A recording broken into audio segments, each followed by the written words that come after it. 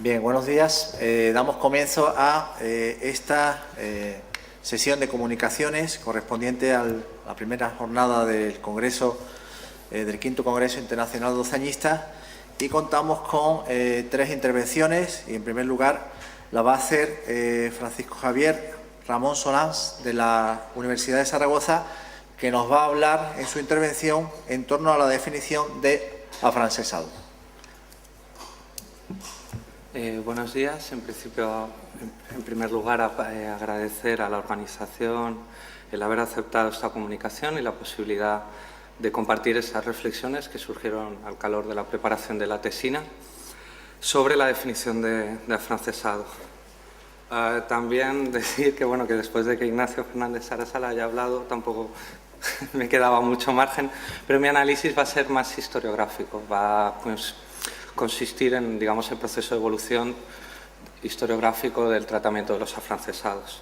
Para comenzar, habría que hablar de las primeras décadas del siglo XX, cuando los primeros frutos de la profesionalización del oficio de historiador en España se hacían evidentes en formas de revistas o centros de investigación. Al mismo tiempo, surgían los primeros estudios sobre los afrancesados. Así pues, tras la resaca del centenario en 1912, aparece el libro de Mario Méndez Bejarano, Historia política de los afrancesados, que se puede considerar como, digamos, el punto de partida historiográfico del tratamiento. Sin embargo, este primer impulso no logró que los trabajos dedicados a este periodo arraigaran en el suelo de la historiografía española, y la regular bibliografía de aquellos años se redujo a la obra fugaz y fortuita de un centenario, cosa que espero que no sea en el caso del bicentenario, que ocurra lo mismo. No obstante, hay aportaciones significativas en revistas especializadas del propio, de Deleito y Piñuela Núñez de Arena sobre el exilio, también los trabajos de sobre José Bonaparte de Venceslao Ramírez de Villaurrutia o sobre la ideología de los afrancesados de Carmelo Viñas Mey. Estos primeros trabajos, en su mayoría de corte liberal, se disuelven en el clima historiográfico que se impone tras la Guerra Civil, y no será hasta la aparición de los afrancesados de Artola cuando se retome la senda iniciada a principios de siglo. Además, habría que añadir que esta historiografía se ve afectada por las elaboraciones nacionalistas decimonónicas. La Guerra de la Independencia proporcionaba un terreno abonado sobre el cual levantar toda una mitología nacional que reducía la complejidad del conflicto a una serie de lugares comunes, como pudiera ser la guerrilla, la movilización popular o la resistencia de Zaragoza y Gerona. Sin embargo, a pesar de que esta elaboración no sea unívoca y que haya una pugna, digamos, entre los conservadores y más liberales en torno a la definición de la propia Guerra de Independencia, ambas construcciones sí que coinciden en una exaltación patriótica que reduciría a los afrancesados a una imagen en negativo del mismo patriota. En el año 1953, ya pasado, digamos, el conflicto bélico, aparece la tesis doctoral de Miguel Artola en todo el camino de la profesionalización, de la nueva reprofesionalización de la historia, en la primera hora cero de la historiografía española, que marca una clara ruptura con el contexto retórico del franquismo. También los primeros estudios liberales, que estaban escritos en tono exculpatorio, debían de ser superados, y Artola propone una primera remodelación en este ambiente no patriotero en el que primaba una lógica de la polaridad menéndez-pelayista, que saltaba toda una temática decimonónica, anacrónica quizás, ¿no?, de la nación en guerra, el heroísmo del pueblo identificado con el ejército, etc. Él planteaba la opción del análisis de los afrancesados como una opción político-racionalista, heredera del reformismo de Carlos III, como una opción entre liberales y reaccionarios.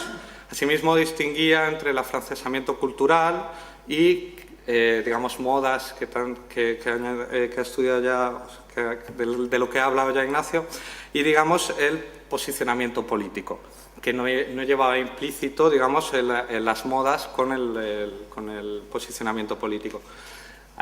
Este análisis desacreditaba todas las críticas que se habían hecho al Settecento al vincularlo, digamos, con la traición que posteriormente se haría en la Guerra de Independencia, y desmontaba uno de los principios de la historiografía construida a raíz de los estudios de Menéndez Pelayo.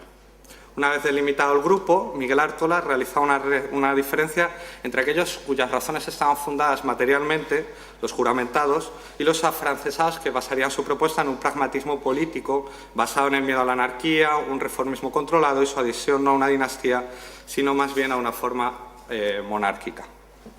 Digamos que esta distinción genera algún tipo de problemas que veremos más adelante y asimismo también genera problemas la distinción entre un afrancesamiento ideológico liberal, que sería lo que producido en Cádiz, y un político josefino, ya que dota mayor legitimidad al proyecto gaditano. Por cierto, esta distinción ya está presente en la historiografía liberal de principios de siglo en Deleito Piñuela.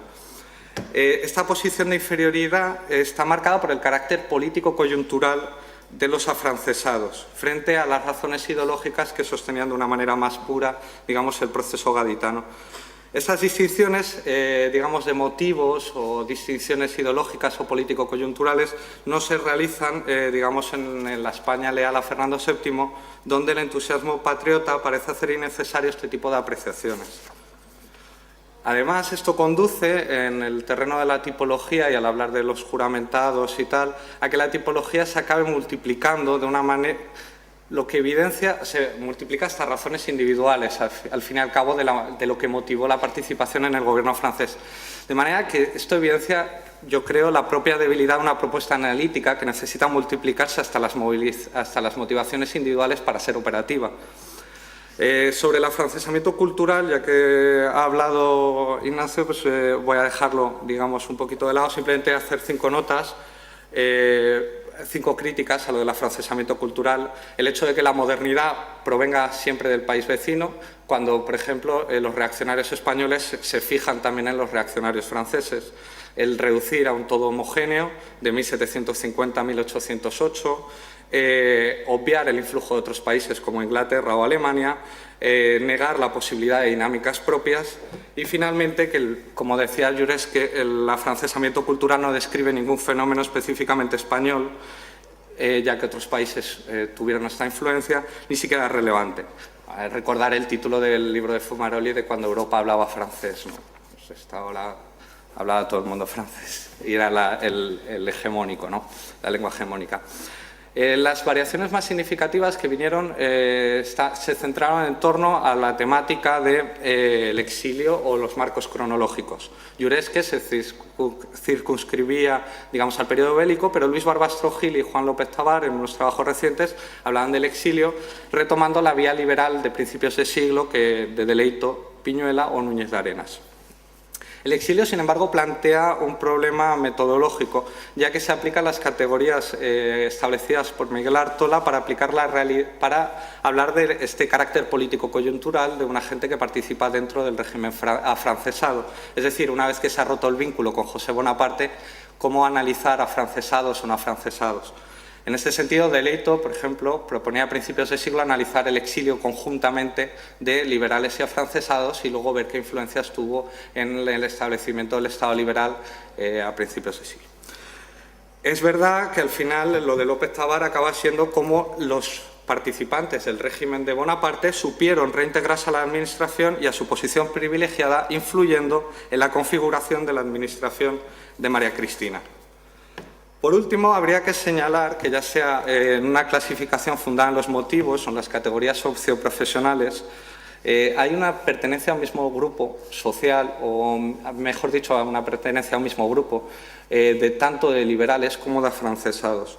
Ambos pertenecían, en general, salvo excepciones, a una sociedad de notables caracterizada por la pervivencia de estructuras tradicionales de autoridad y patronazgo.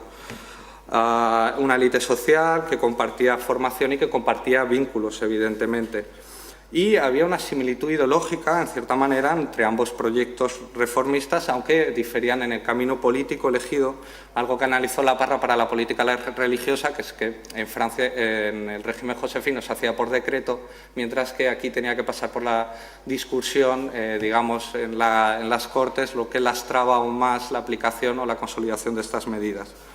Tampoco creo que la descripción del fenómeno urbano sea algo significativa de los afrancesados. En primer lugar, porque los franceses controlaron eminentemente ciudades.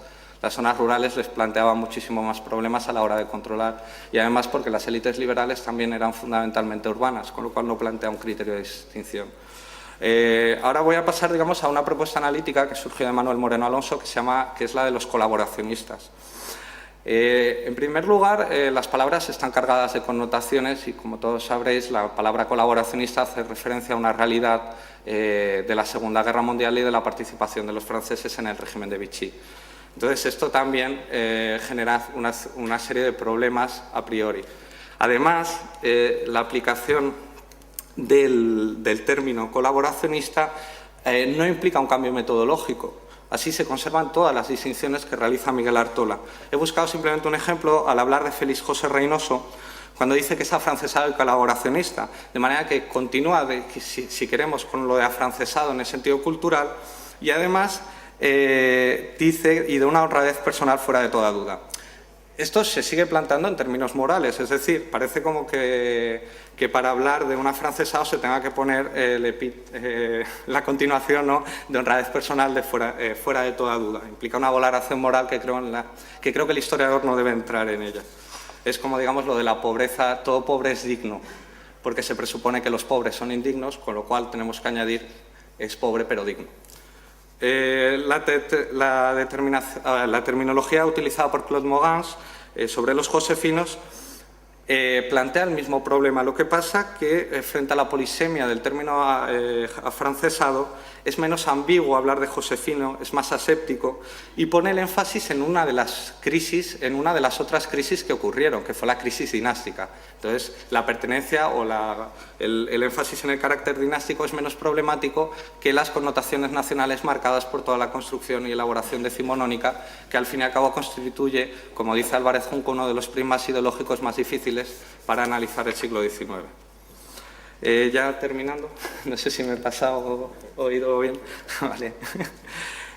Bien, el estudio de los afrancesados realizado por Artola sin duda supuso el primer intento serio de aproximación historiográfica a este concepto y una clara ruptura con lo que presuponía todos los estudios marcados por la dicotomía heredera de las posiciones de Menéndez Pelayo entre los buenos españoles y los malos españoles.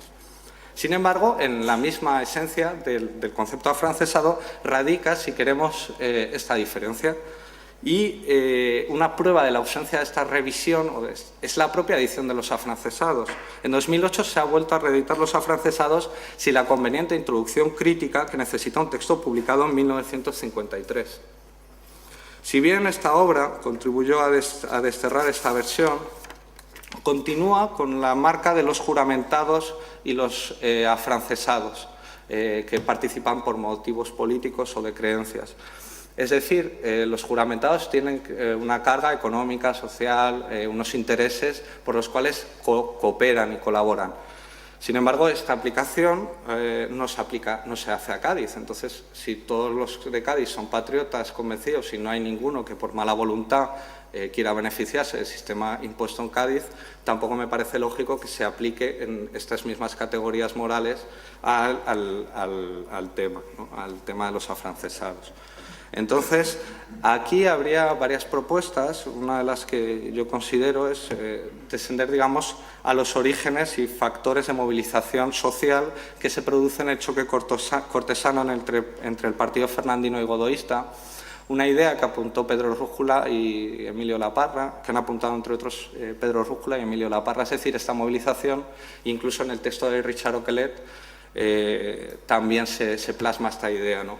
Es decir, hay un primer conflicto que implica una movilización popular que luego conlleva a que los sectores fernandinos que están en el poder en el poder urbano, en el poder local, quieran movilizar a la gente para combatir a una invasión que podría cuestionar los privilegios que habían conseguido con el movimiento del motín de Aranjuez. Además, considerar que ambos pertenecen a una misma categoría, a una misma élite social, como he dicho, caracterizada por la supervivencia de estructuras tradicionales de autoridad y patronazgo.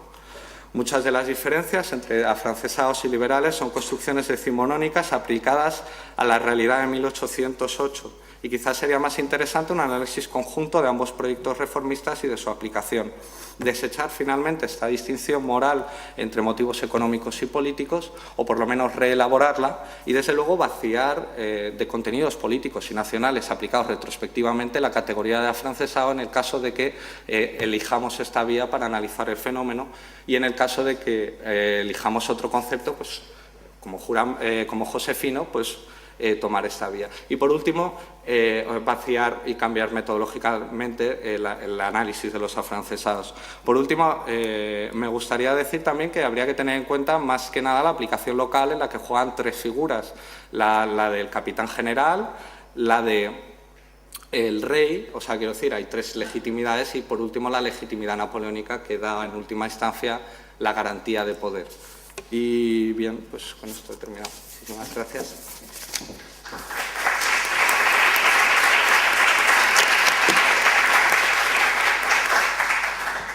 Muchas gracias a Francisco Javier, que bueno, en sus aportaciones atinadas y sintéticas viene un poco a abundar realmente en lo que ya habíamos escuchado esta mañana del profesor Ignacio Fernández, y que todos esperamos que sean publicadas debidamente las actas para seguir leyendo y seguir aprendiendo de esas reflexiones que entiendo son capaces de poner en orden tantos puntos y tantos matices desde el punto de vista local, histórico, político, cultural y económico.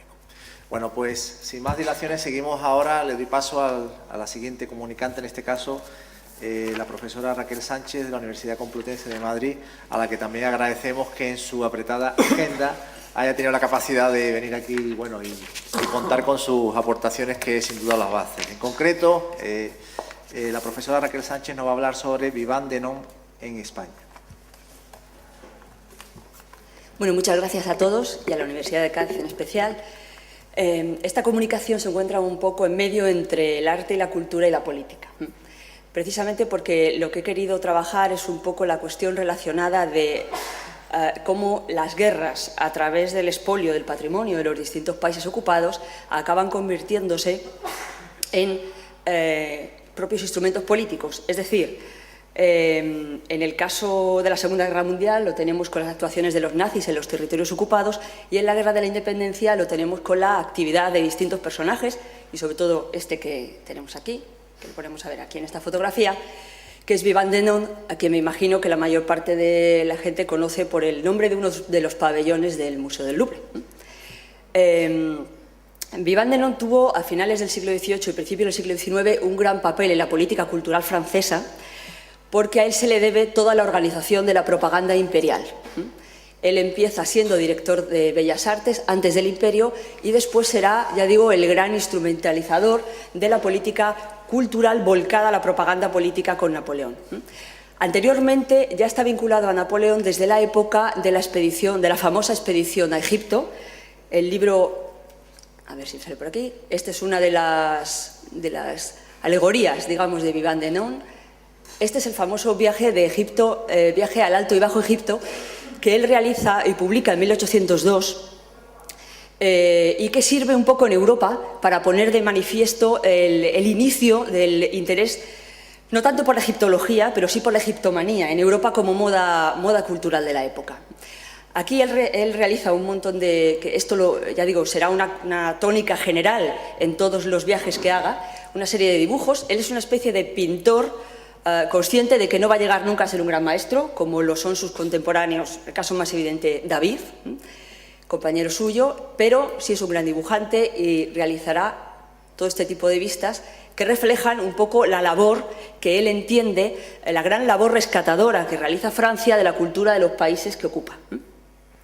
Entonces, ya digo, en 1802 él es nombrado director general de Bellas Artes, lo que supone ser casi el dueño de la cultura en Francia y de su organización fuera de Francia.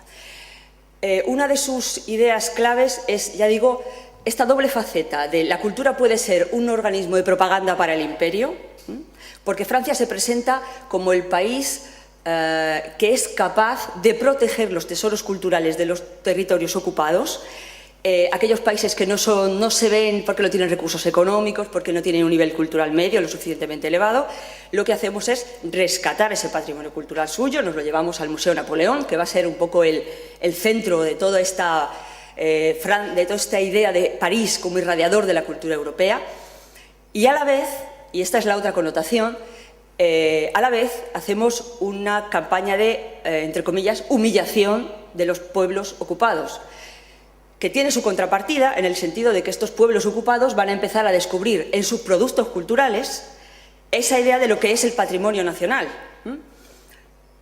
No solo soy humillado porque me ocupan territorialmente, físicamente, sino que además soy humillado porque saquean mi historia, manifestada en este tipo de producciones culturales, esculturas, pinturas, etc.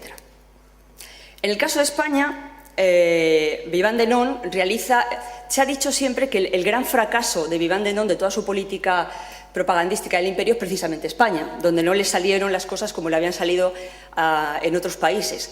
Cuando él llega a España viene ya de Alemania y de Polonia, de realizar el mismo tipo de tareas, porque lo que él tiene además es una gran centralización en la realización de todas estas actividades. Es él el que se ocupa de ir a los sitios y de seleccionar lo que hay que llevarse. Entonces, él entra en España a finales de 1808 y ya digo, se marchará enseguida, se marchará ya en enero de 1809, no va a estar mucho tiempo, pero está lo suficiente para intentar esta labor, ya digo, de extracción del patrimonio cultural español. En cuanto que llega a Madrid, se integra en lo que se llamaba la Comisión del Secuestro, que es la comisión encargada de revisar todas las casas de los aristócratas españoles huidos al extranjero, por oponerse a José Bonaparte. Y de ahí irá haciendo una selección de cuadros para llevárselos al Museo Napoleón. La otra labor que realizará es intentar convencer a José I de que le ceda unas 20 obras de las mejores colecciones reales y de la colección de Godoy, que ya había pasado a dominio del Estado, para que igual representen al arte español en ese gran museo panorámico de la cultura europea que va a ser el Museo Napoleón. También hay que tener en cuenta aquí que el arte español era muy poco conocido fuera de España, que el único pintor que tenía cierta relevancia era Murillo, el más conocido fuera de España, y que incluso sus cuadros habían intentado frenar la salida de cuadros de Murillo de España a finales del siglo XVIII precisamente por el miedo del rey de perder ese patrimonio. Intenta Vivant Denon negociar continuadamente con José I para ver qué obras se consigue sacar de España. Y aquí chocan dos personalidades, Denon, que es un servidor de Napoleón y que viene aquí a cumplir su proyecto, que es lo que le ha encargado el emperador, y al lado José I, que quiere crear su propio Museo Josefino en España, para lo cual no está dispuesto a prescindir de las mejores obras de arte del patrimonio español para llevárselo a Francia. Y aquí hay una especie de pugna que se ve a través de la documentación, sobre todo de las cartas, que se cruzan entre ellos. José I hace todo lo posible para dilatar el proceso de selección y marcha de los cuadros hasta Francia. De hecho, los cuadros no llegan a Francia hasta 1813. Y precisamente llegan a Francia cuando los cuadros que habían sido seleccionados se los está llevando José I, llegan a Vitoria, cuando la famosa batalla de Vitoria, y tienen que salir corriendo y los cuadros son salvados un poco en último extremo. O sea que es un fracaso en cuanto que él no consigue llevarse esos cuadros. Cuando los cuadros han llegado ya a París, Denon abre las cajas y se da cuenta, y dice en una carta, el rey José I ha sido engañado por los españoles, porque los cuadros que nos han seleccionado son de los peores que pueden seleccionar. Solamente un par de cuadros de Rubens, pero todos los demás son de muy baja calidad.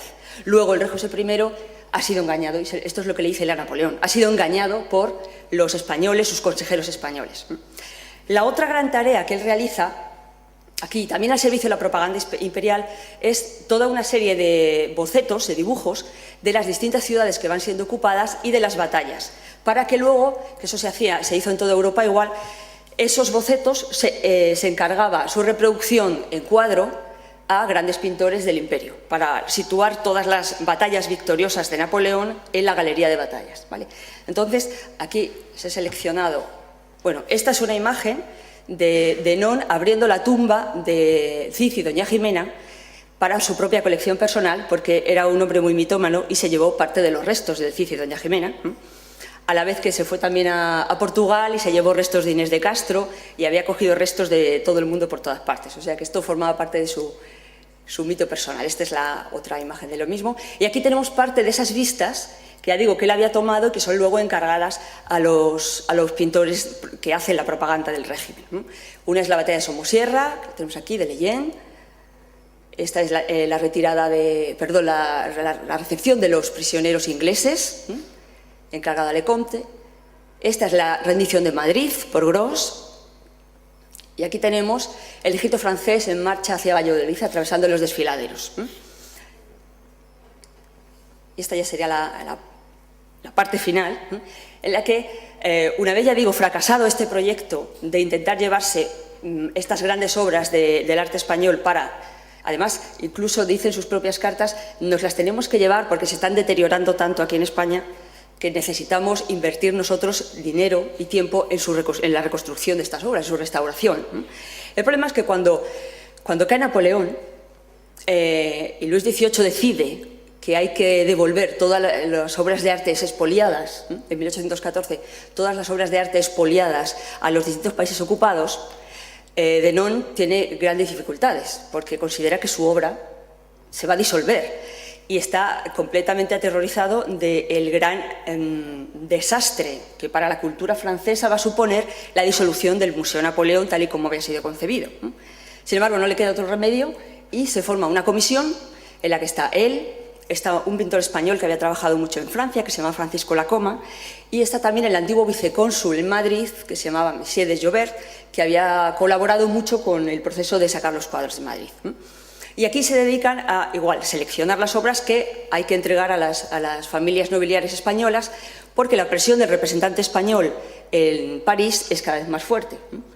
Sobre todo, desde que quien toma la iniciativa en este proceso de petición de devolución es el propio Papa. Será el Papa, a través de Antonio Canova, el escultor, el primero que empiece a decir que comience el proceso ya de devolución del patrimonio. Para los propios españoles lo interesante es que empieza a verse de forma clara, para los españoles y casi para todos los demás, que esas obras de arte que han sido expoliadas no son propiedad privada de unas personas, sino son el producto de la historia y de nuestro patrimonio en el cual nos reconocemos. Por eso digo esa doble sensación, no ya de robo, sino también de ataque a la esencia cultural de la nación, en este caso. Y bueno, nada más. Si luego al final alguien quiere alguna consulta, ya lo comentamos. Gracias.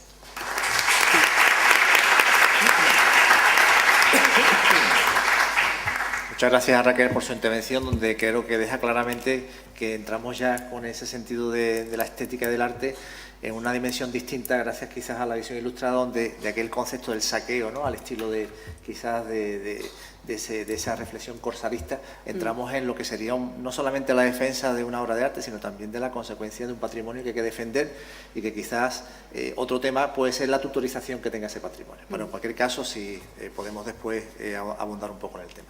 Bueno, ya finalmente la última comunicación, que corresponde a Enrique de Mora Quirós, de la Universidad de Cádiz, que nos va a hablar de un tema diametralmente distinto, pero realmente interesante, como es la Revolución Hispánica como peligro, el juicio de Jaime Balmes. Bien, buenas tardes. Muchas gracias. En primer lugar, yo también me sumo al agradecimiento a los organizadores por haber contado con mi presencia y igualmente, al igual que a mis compañeros, procurar ser muy breve, porque ciertamente a estas horas hablar de la Revolución Hispánica como peligro puede constituir un auténtico peligro también, ¿no?, por lo problemático de la hora, ¿no? Bien, y siendo muy breve y acotando a lo principal, ¿no?, hablar, a manera introductoria muy breve, hablar del término revolución, pues obliga a varias cuestiones. En primer lugar, si vamos a hablar del juicio que a Jaime Balmes le merece todos los procesos de cambio y transformación de la sociedad española que él identifica con la revolución, ¿no? La revolución ya lo puso de manifiesto el término Manuel García Pelayo en una obra, Los mitos políticos, forma parte de esos vocablos de la llamada mitología contemporánea, ¿no?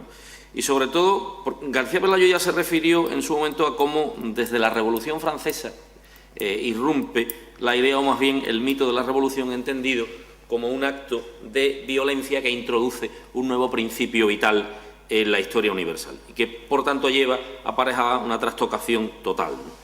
Aunque Manuel García Pelayo insistía en que, el profesor García Pelayo, en que revoluciones había habido muchas a lo largo de la historia, ciertamente la conciencia de la revolución como tal, de un proceso revolucionario como tal, solo se da la plena conciencia de la revolución como tal a partir de la Francia de 1789. En cuanto que se toma conciencia de que es el proceso histórico, el único proceso histórico que conduce a una vía de salvación para erradicar los males sociales, ¿no? Pese a lo categórico de esta explicación, hay que apuntar también que el propio uso y entendimiento del concepto estamos en presencia de lo que tradicionalmente denominamos un concepto polisémico, es decir, que ha tenido muchas o pueden tener muchas significaciones. Pese a que no han faltado ciertas definiciones que, a mi juicio, desde el siglo XIX han proyectado una cierta clarificación del concepto. Yo no me he resistido a reproducir una definición precisamente de un libro de Chateaubriand, el ensayo sobre las revoluciones antiguas y modernas, que a mí me parece lo suficientemente amplia y modélica como para contener en ella todos los elementos que pueden entenderse a la hora de definir un proceso revolucionario. Chateaubriand decía, por la palabra revolución entenderé pues en adelante, voy a citarlo textualmente, la transformación total del gobierno de un pueblo, o bien sea de monárquico en representativo o de representativo en monárquico. Así, la dominación de un Estado por las armas extranjeras, la mudanza de dinastía, la guerra civil que no ha producido alteraciones notables en una sociedad, el movimiento parcial de una nación momentáneamente sublevada, no son para mí revoluciones. En efecto, si el espíritu de los pueblos no se muda, ¿qué importa que los agite breves instantes su miseria o varíe su nombre o el de su señor? Esta cita, que está tomada, como digo, del ensayo sobre las revoluciones antiguas y modernas, una obra en 2 volúmenes que publicó Chateaubriand en el siglo XIX, yo creo que es suficiente, es bastante ilustrativa, ¿no? También podemos optar por analizar la revolución desde un punto de vista solamente político, con lo cual perdemos de vista la perspectiva social, cosa que ya algunos autores que se han ocupado de estas cuestiones han señalado que no deja de ser una perspectiva parcial y en este sentido incompleta, ¿no? Y también Ruiz Torres ya apuntó en su momento la creencia de que ninguna revolución, y él apostillaba ni siquiera la española, se entiende al margen, o puede entenderse al margen de los intereses de clase contrapuestos y de los conflictos de clase que se producen. Conflictos que evidentemente pues también se enmascaran desde diversos modos, ¿no? Si desde esta perspectiva genérica del hecho revolucionario nos trasladamos a una observación más concreta, en este caso en la España del XIX, la primera mitad del XIX, el panorama tampoco queda del todo claro, ¿no? Porque con independencia de al problema o a la cuestión de la idoneidad de la aplicación del término sumamos una cuestión adjetiva, nos encontramos el problema de cómo adjetivar lo que podría denominarse la Revolución Española. Estamos en presencia del debate de revolución burguesa, revolución liberal, ¿no? Que se entiende que estrictamente no son términos del todo punto asimilables o 100% asimilables, ¿no? Sin pretensión de exhaustividad podemos decir que las posturas en torno a la Revolución Española han sido fundamentalmente 2, ¿no? La de aquellos que la han concebido en sus análisis como una ruptura puramente institucional, compatible con la persistencia de la vieja sociedad, Vives, Tuñón, la historiografía representada por estos autores, y las que la han entendido como un cambio en la estructura social que ha transformado jurídicamente las relaciones de producción y las formas de propiedad, ¿no? Sin que, por otro lado, esto haya tenido un efecto tan radical en las clases sociales, sobre su poder económico, sobre sus respectivas fortunas. Es la tesis mantenida históricamente por Bartolomé Clavero, entre otros, ¿no? Aparte de estas cuestiones, para sumar cuestiones a esta cuestión de la revolución, pues está la polémica relativa a la cronología, el modo, el ámbito y alcance de la revolución burguesa en España, o el debate en torno a la existencia o no de un modelo ejemplar de revolución burguesa y su aplicabilidad o inaplicabilidad al caso español, ¿no? También se ha apuntado en su momento, el historiador Jover ya lo apuntó en su momento, un efecto importante relativo a la asimilación de las doctrinas liberales en España, ¿no? Por lo que afecta al término que ahora estamos tratando, ¿no? Jover ya en su momento se refirió a lo que él denominaba la subjetivación de aquellos tópicos que no actúan históricamente como dotados de un contenido inmutable, ¿no? Es decir, ¿esto qué significaría? Significaría que los conceptos políticos que son producidos por la burguesía revolucionaria no poseerían o no poseen un significado unívoco y son interpretados o pueden ser interpretados de diversa manera. Y uno de estos conceptos, señalaba Jover, junto con el concepto de libertad, por ejemplo, es el concepto de revolución, que podía ser entendido bien o como el tránsito hacia una nueva sociedad o meramente como un concepto, como una idea que meramente traduce un concepto de agitación externa, ¿no? Esta contradicción, señalaba Jover, en el entendimiento de los conceptos, iría produciendo, tendría el efecto de que iría produciendo su paulatina desnaturalización, sobre todo a la hora de su puesta en práctica, ¿no? Bien, no obstante, y con independencia de estas cuestiones que merece la pena señalar con carácter previo, lo que sí hay que decir es que, bueno, en España, en un determinado momento, en la primera mitad del siglo XIX, y sobre todo a partir del estallido de la guerra de la independencia, se produce una serie de cambios, una serie de transformaciones que afectan en mayor o menor medida a la estructura del antiguo régimen. Esto es otro debate, pero que estos cambios tienen para algunos autores el sello inconfundible de un proceso revolucionario al que no se ve con buenos ojos y precisamente al que se vivencia como un peligro.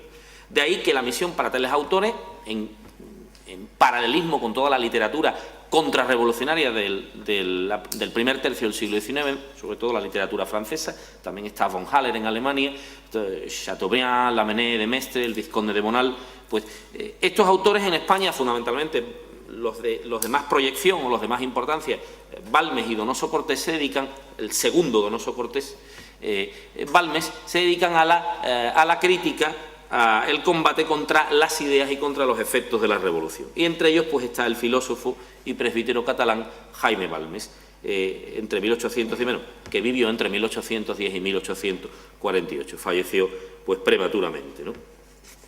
La crítica a la idea de revolución y a los procesos revolucionarios que vive la sociedad española se agrupan en Balmes fundamentalmente, aparte de su inmensa obra, que son 8 volúmenes, fundamentalmente en los escritos políticos que ocupan los volúmenes 6º y 7º de la edición clásica de la Biblioteca de Autores Cristianos, una del 48 al 50 y una reedición, creo, del 63. Bien, en los escritos políticos fundamentalmente es donde se centra la crítica de Balmes a la idea de revolución y a los cambios, las transformaciones en los procesos revolucionarios españoles, ¿no? La exposición de Balmes básicamente lo que trata de mostrar son las insuficiencias, muy a grosso modo las insuficiencias en todos los sentidos políticas del proceso de cambio del liberalismo español, ¿no? Algunos autores, Fradera, entre ellos Josep María Fradera, han señalado acertadamente que en Balmes el término revolución se utiliza en dos sentidos diferentes. En un sentido general para referirse al cambio de las estructuras económicas y sociales y en un sentido de una manera más restrictiva para referirse a los cambios de orden político, ¿no? Ciertamente nos encontramos en los escritos balmesianos como nuestro autor reserva o hace gala de sus más duras expresiones para todo ese proceso de cambio y transformación en España, ¿no? En una ordenación lo más sistemática y breve posible de la crítica de Balmes a la idea o al concepto de revolución, en una ordenación lo más sistemática, como digo, debemos comenzar por cuál es el análisis muy brevemente que Balmes hace, porque también él lo hace breve, no entra muy en consideraciones. A Balmes le interesa más la crítica o el análisis de la realidad española que digamos, la exégesis le interesa más la crónica política cotidiana que la historia o la filosofía política, por así decirlo, ¿no? Pero Balmes se enfrenta a la idea o a la cuestión de la Revolución Francesa, ¿no? Una idea que sí, que no se le escapa, una cuestión importante que no se le escapa a Balmes y con ello quizás se sitúa un tanto en contradicción con otros autores del momento que ven el hecho de otra manera, es que a Balmes desde un primer momento se le ofrece de manera muy clara que ese fenómeno que se ha producido en Francia en 1789, la Revolución Francesa, tiene un carácter absolutamente determinante e irreversible sobre toda la historia posterior, ¿no? Él lo dice de una manera muy clara, ¿no? Hay que tener claro que desde la Revolución Francesa ya nada sería igual, o ya nada será igual, ¿no? Y se refiere a ella como un acontecimiento, utiliza esa expresión que algunos autores o críticos ha llevado a engaño en torno a pensar por qué Balmes utiliza esta expresión. Él utiliza la expresión acontecimiento colosal referido a la Revolución Francesa, ¿no? No obstante, no cabe llamarse a engaño porque este colosalismo que Balmes atribuye a la Revolución Francesa es más bien al colosalismo, digamos, cuantitativo, no cualitativo, en el sentido de un acontecimiento de grandes dimensiones para la historia europea, ¿no? nada hay en Balmes de admiración por algo a lo que él califica literalmente como la personificación de todos los crímenes y delirios, ¿no? Ciertamente una expresión en la que coincide pues, con gran parte de la literatura antirrevolucionaria o contrarrevolucionaria o apologética del antiguo régimen del siglo XIX, ¿no? No tenemos nada más que acercarnos ahora a las obras de Demestre, a Chateaubriand, sobre todo a la obra de Bonal, para darnos cuenta de que son expresiones muy similares y la crítica a la revolución es muy similar, ¿no? En España, pues, tenemos una postura similar en Donoso Cortés, en el segundo Donoso Cortés. El primer Donoso Cortés califica a la Revolución Francesa como una revolución magnífica, ¿no? En su segunda etapa, su conversión a una filosofía más conservadora cambia totalmente la visión. Para Donoso Cortés, para el segundo Donoso, para el Donoso más conservador o absolutamente contrarrevolucionario, la revolución no es sino el punto final, cita casi textual, punto final de la historia de descomposición y fraccionamiento de la República Cristiana, ¿no? Bien, para Balmes los argumentos circulan por dos vías fundamentalmente. Resaltar el daño o los daños que todo proceso revolucionario produce sobre el poder, porque según Balmes en las revoluciones se asienta como un dogma inalterable el principio consistente en que el antiguo orden legal es ilegítimo al estar en oposición con la ley de interés del pueblo y, por tanto, toda revolución en base a estas consideraciones él la entiende como un proceso que por naturaleza es enemigo del poder, ¿no? Y como procesos que se dirigen contra la esencia misma del poder y a través de los cuales estos procesos desaparece la idea del derecho y de ahí su naturaleza destructora y caótica. En este mismo sentido, él entiende que la revolución o los procesos revolucionarios nunca tienen capacidad para edificar nada, ¿no? Y crean un estado de inseguridad, crean una nueva moral y van produciendo una serie de cambios que él vivencia como negativos, ¿no? Él atiende sobre todo, insiste en que no debe nunca desdeñarse la función del pensamiento en cualquier revolución, ¿no? Porque revolución no es solo lo que se aprecia exteriormente, sino la acción del pensamiento, de la filosofía y del análisis que va produciendo las ideas revolucionarias, ¿no? Por eso nos dice, para apreciar cuando estamos en el principio de una revolución, debe atenderse también al grado de influencia de esta fuerza en la resolución de las cuestiones públicas, ¿no? Toda revolución, sigo con el análisis balmesiano, toda revolución tiene un momento en que, nos dice Balmes, en que pretende consolidar la situación creada, ¿no? El momento en que toda revolución comienza a tratar de consolidar esa situación, la situación que ella misma ha creado, es cuando la revolución comienza a variar el lenguaje y a hablar de legalidad. Y cuando dice, con frase suficientemente explícita, cuando los tribunos, de ser tribunos, pasan a convertirse en cortesanos y los agitadores en hombres de gobierno. Balmes atiende fundamentalmente a los efectos, como digo, de la revolución en España. Lo que le interesa sobre todo es el análisis apegado a los hechos cotidianos de lo que él está viviendo en aquel momento. En este sentido, los escritos políticos de Balmes son una especie de dación de fe de la situación, de cómo él ve la situación de la España entre 1840 y 1846, que es donde se produce la producción, donde se gesta la producción de los escritos políticos de Balmes, ¿no?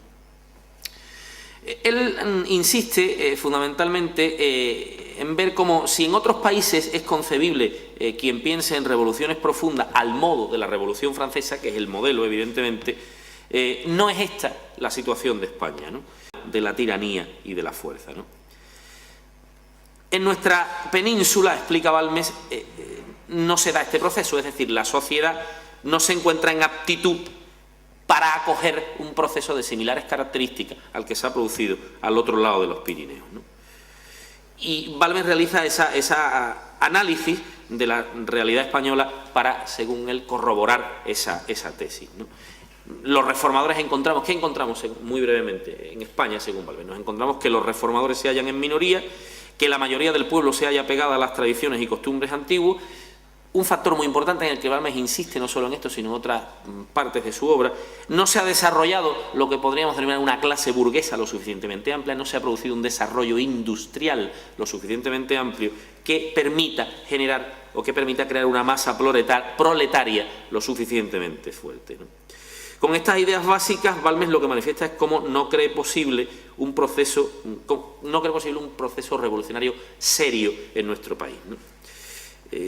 Es significativa, como digo, la idea que hace depender la gestación y la importancia y la seriedad, digámoslo así, de un proceso revolucionario, entre otros factores, del desarrollo industrial, ¿no? Y, por tanto, que los descarta en una sociedad como la española, donde dice la inmensa mayoría está dedicada a las tareas agrícolas, tareas que de por sí, bueno, con cierto carácter bucólico, él describe de una manera que no se ajusta a la realidad, pero que son esa masa inmensa de agricultores españoles frente a la industria insignificante, es uno de los factores económicos y sociales que, según él, no es apto para producir un proceso de cambio como el que se ha producido en Francia, ¿no? ¿Qué es lo que sucede? Que, siguiendo este razonamiento en Balmes, si por tanto España no cumple estas condiciones para la revolución, todo lo que aquí se vaya a escenificar no será un proceso auténticamente revolucionario, no tendrá el marchamo de lo auténtico, de las cosas auténticas, ¿no? De ahí que él fustigue con mucha fuerza lo que él nombra como revolución española. La revolución española, como él dice, ese ser raquítico que no es sino una parodia de la revolución francesa, ¿no? Para Balmes, la debilidad de este proceso revolucionario español radica fundamentalmente en la absoluta contradicción que este proceso muestra con los deseos e intereses del pueblo, ¿no? Es decir, un pueblo que combate por la monarquía mientras que se le intentan imponer formas democráticas, un pueblo que lucha por la religión mientras se le quiere introducir la influencia del filosofismo, o un pueblo que lucha contra todos los franceses mientras se le quiere imponer una constitución influida por la francesa, ¿no? Y en esto, dice Balmes, analiza Balmes, en esto radica el error fundamental de los liberales, ¿no? En el intento de introducir en España doctrinas y sistemas que están en abierta contradicción con todo lo dominante, ¿no? Por tanto, cualquier intento de comparación de la Revolución Francesa con una hipotética Revolución Hispánica o Revolución Española es empeño vano, ¿no? Tanto si nos fijamos en el origen de ambas como en sus respectivos objetos, ¿no? La Revolución de Francia, la Revolución Francesa, como dice Balmes, fue un acontecimiento colosal, mientras que lo que está sucediendo en España no llega sino al ridículo y a la parodia, ¿no? La razón para Balmes, como digo, es que Francia era un país muy distinto de España, y la revolución caía en uno y otro sitio sobre sociedades muy diferentes que no tenían nada que ver entre sí. Esto, dice Balmes, hace que Francia estuviese preparada para los acontecimientos revolucionarios y España no. Francia prepara ese camino, el camino de las inteligencias y del pensamiento a través de todo un siglo, el siglo XVIII, en el que circulan todas las doctrinas que fueron creando el caldo de cultivo de la revolución, mientras que en España, nos dice Balmes, este cambio se hace sin preparación alguna. Pero lo que es más importante, según Balmes, como según él dice, Francia ve triunfar su revolución porque se realiza, nos dice Balmes, desde la base de la sociedad hacia arriba, mientras que en España se hace, según Balmes, al revés, desde el poder a una sociedad que nada tiene que ver con las ideas liberales, destacando también el importante factor de la clase burguesa. Con todo esto, o con todos estos materiales muy brevemente enunciados, la acusación contra los liberales innovadores es clara. Los liberales innovadores son los causantes de todas las calamidades y de todos los males que afligen a España. Sin dejar de apuntar, al menos apuntar, otras cuestiones no menos importantes, como es la falta, que él identifica, la falta de elementos personales adecuados. Y sobre todo también, y ahí él lo deja, ahí no analiza más, yo creo que por una especie de fidelidad congénita a la monarquía, pero él deja señalado esa cuestión de señalar cómo Fernando VII fue un monarca no adecuado para la coyuntura histórica que le tocó vivir, ¿no? Él, sobre todo, se insiste también aquí en la falta de un monarca adecuado para la coyuntura histórica que le tocó vivir. Fernando VII, según Balmes, no fue un rey, no fue un monarca que estuviera o que pudiera estar a la altura de las circunstancias históricas, ¿no?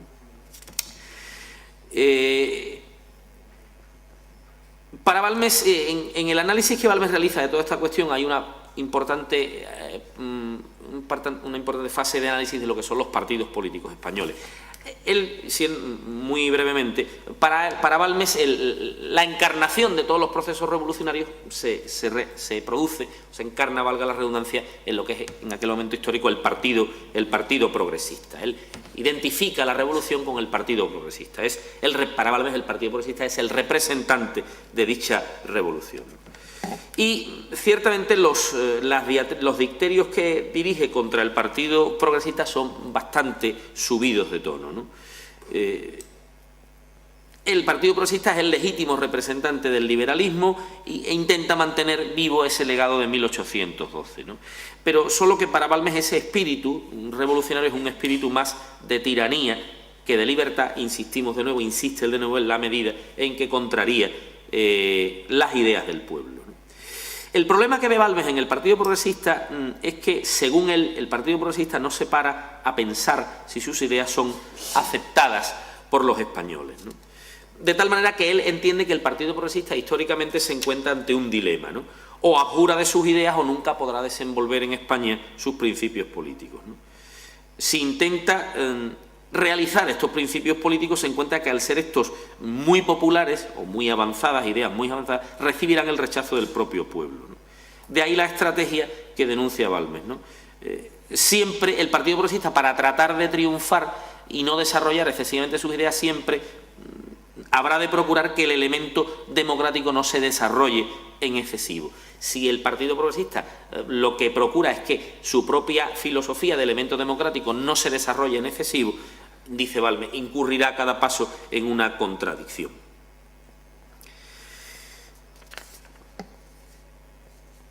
Hay un momento en el que Balmes, por abreviar mucho, ¿no?, a la hora de analizar la debilidad del Partido Progresista, y con ello ya termino, esta debilidad que él entiende que posee el Partido Progresista es lo que le ha llevado históricamente a buscar una serie de apoyos. Y aquí Balmes se detiene en lo que es el caso Espartero, ¿no? Es decir, el apoyo, la simbiosis entre Espartero y el Partido Progresista, ¿no? Esa profunda debilidad es la que le lleva a arrojarse en brazos de Espartero, ¿no? Por citar textualmente, y con ello ya termino, porque me parece que la cita es lo suficientemente ilustrativa del pensamiento o del análisis que hace Balmes, ¿no? El Partido Progresista en 1840, sintiéndose débil, buscó un apoyo. Identificó su suerte con la de un soldado. Error fatal, casi siempre sin remedio. La fuerza vive de la fuerza y muere a manos de la fuerza, y cuando ella se ha entronizado, las doctrinas de un partido han cesado de ejercer acción vital y sus sistemas han caducado. En llegando a este punto, no suele haber otro recurso que abrazarse con el ídolo para vivir o morir con él. Muchas gracias.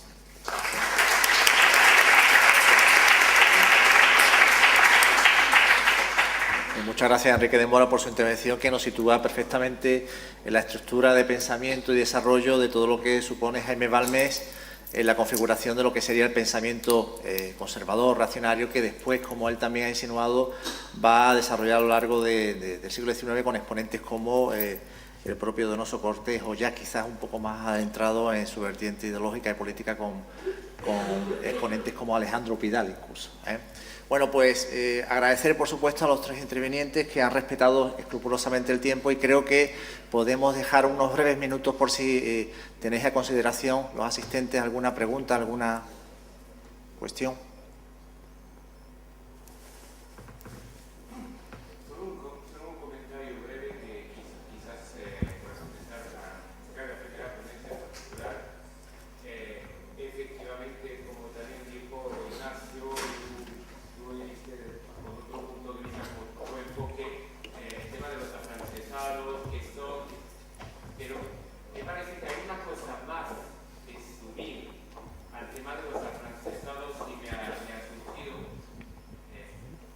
Ese es el tema de los juramentados, que yo creo no se puede descartar con demasiada rapidez en decir que no son importantes.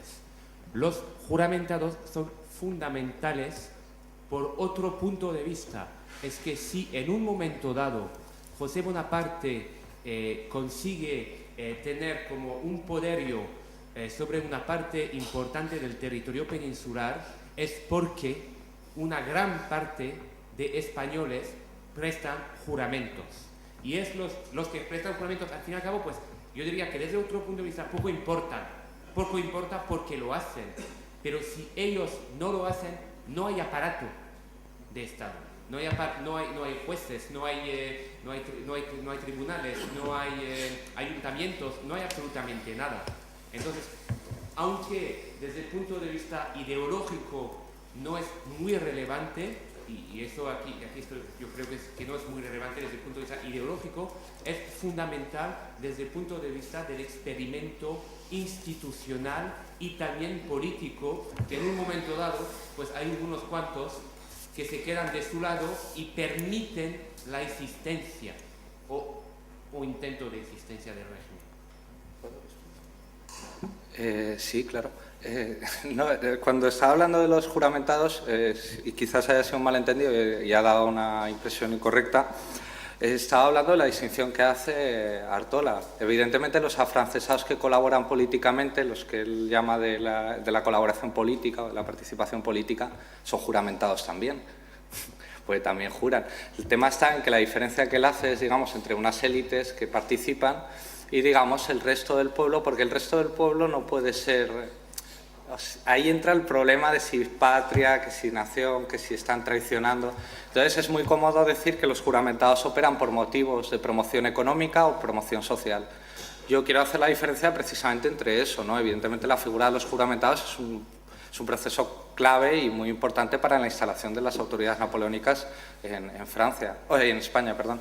Y siento si ha dado lugar al malentendido, aclararlo está bien, vamos.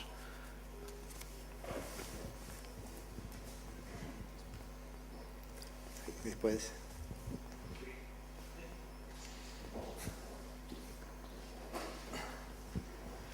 A la segunda comunicante quería preguntar respecto al tema del interés del arte español en Francia. Francia, al menos con la época monárquica, por lo que tengo entendido, era bastante cerrada al arte español o bastante chauvinista, ¿no? Se podría decir. Entonces, ¿en qué momento exactamente empieza a interesar, no digo ya el arte europeo, sino el español, ¿no? ¿Es en la época de la Revolución, de la parte republicana, o es en la parte napoleónica? Y sobre todo, ¿qué es lo que hace ese interés hacia el arte no francés?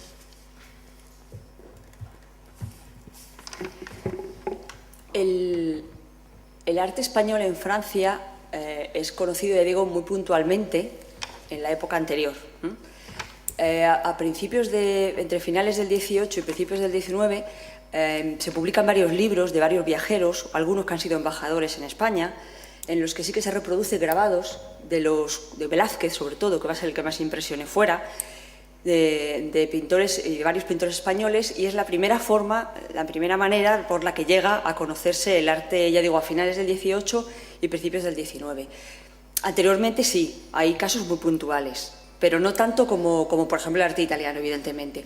Y luego lo que sí tiene interesante es que los pocos cuadros que se pudieron, de los que dio tiempo a exponer en Francia antes del inicio de la Devolución, sí que tuvieron un cierto impacto en la generación de los pintores franceses del romanticismo, que llevará a que pintores de esa generación o pintores incluso posteriores vengan a España, ya más adelante, a lo largo del siglo XIX. El caso más claro es el de Manet, por ejemplo, y vean el Museo del Prado y empiecen a partir de ahí a reivindicar un poco lo que es el significado del arte español.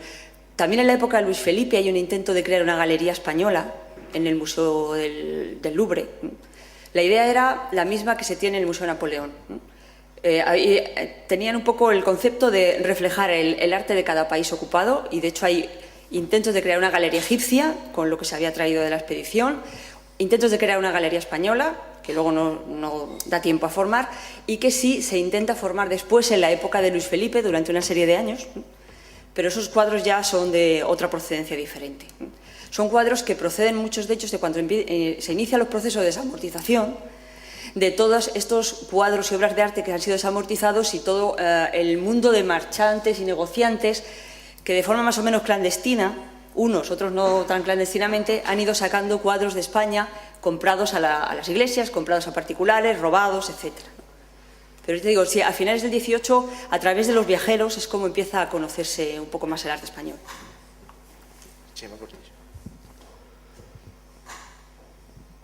Sí, yo quería también hacerte una pregunta a ti.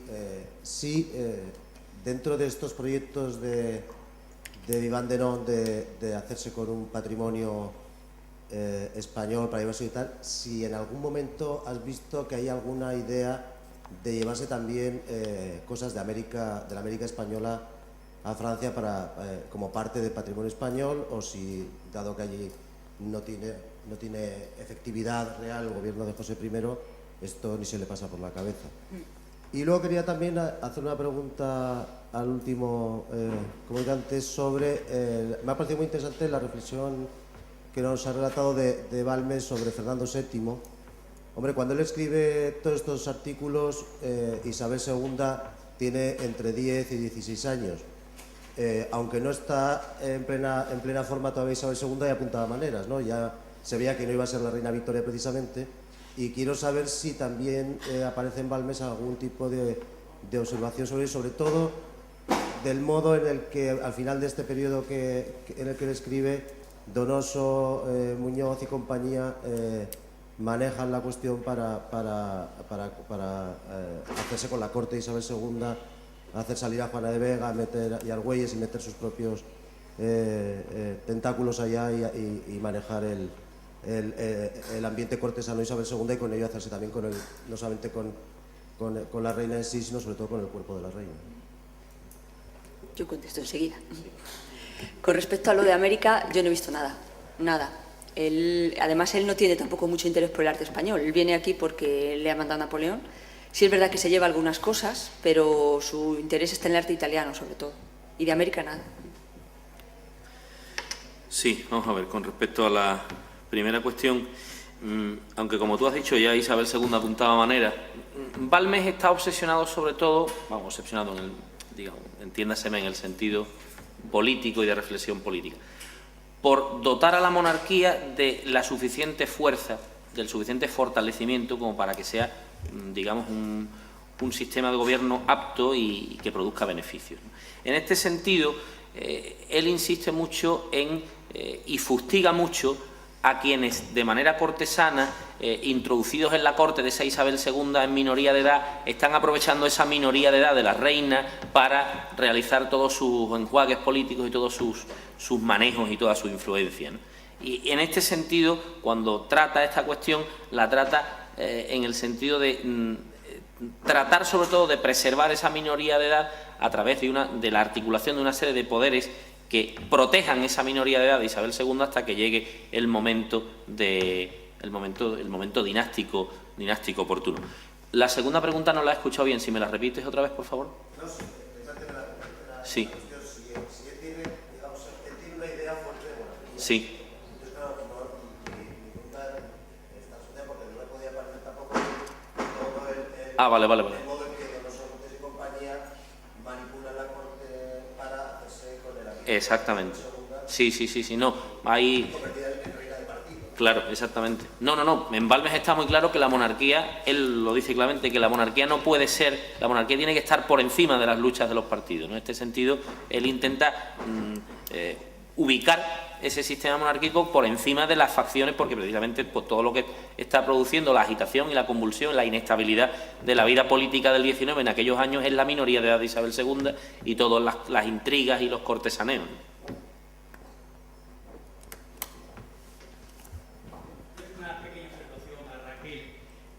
Cuando tú has hecho alusión, una alusión más o menos de tipo interpretativo, de que precisamente hay una segunda parte que es la humillación que tú le provocas a aquel del que te lleva su patrimonio. No sé precisamente si en ese momento se puede hablar ya de humillación, porque a lo mejor no hay conciencia de lo que se tiene. Precisamente es la sensación de pérdida lo que va a despertar la conciencia de que lo que tienes ahí es un valor. Así que en ese aspecto nos movemos con una cierta ambivalencia, es decir, por una parte te roban, pero por otra parte te ayudan a descubrir que lo que tienes es valioso.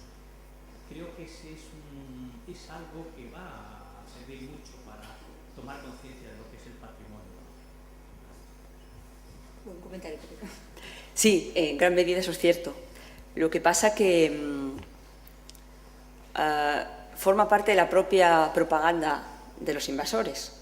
Es decir, vosotros no sabéis lo que tenéis hasta que hemos llegado nosotros y os lo hemos dicho. Entonces, justificaría en gran medida el proyecto de los propios franceses.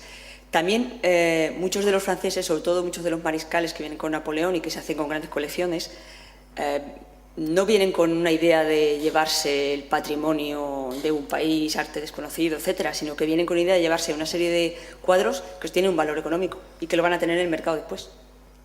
Ya, y así. O sea, un valor económico, puramente. Es más al proyecto general del uso político de la cultura que tiene Napoleón, más está ahí esa idea de humillación y a la vez espejo de la cultura de cada uno de los países conquistados, que en el comportamiento práctico de los que se llevaron los cuadros, que no sea precisamente de no.